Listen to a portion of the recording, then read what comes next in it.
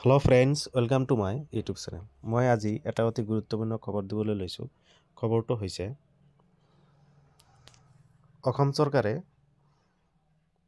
জীৱন প্ৰেৰণা স্কীমৰ জৰিয়তে 2025 বৰ্ষত যিবিলাক ছাত্ৰ ছাত্ৰীয়ে চৰকাৰী কলেজ নাইবা ইউনিভাৰ্চিটিৰ পৰা গ্ৰেজুৱেট ডিগ্ৰী লাভ কৰিব, তেওঁলোকক প্ৰতি মাহে 2500 টকাকৈ দিব আৰু এই 1 বছৰলৈকে এই টকাটো দি থাকিব। আৰু যদি তেওঁলোকে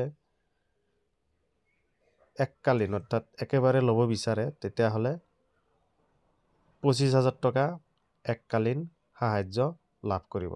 25,000 টকা এককালীন সাহায্য লাভ কৰিব। আৰু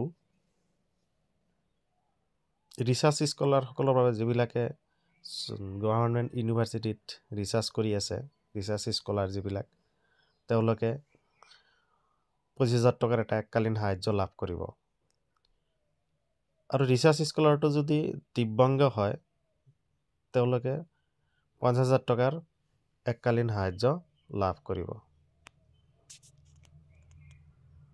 এনেকুৱা ধৰণৰ খা খবৰসমূহ পাবলৈ মোৰ চেনেলটো ছাবস্ক্ৰাইব কৰিব, লাইক কৰিব, শ্বেয়াৰ কৰিব।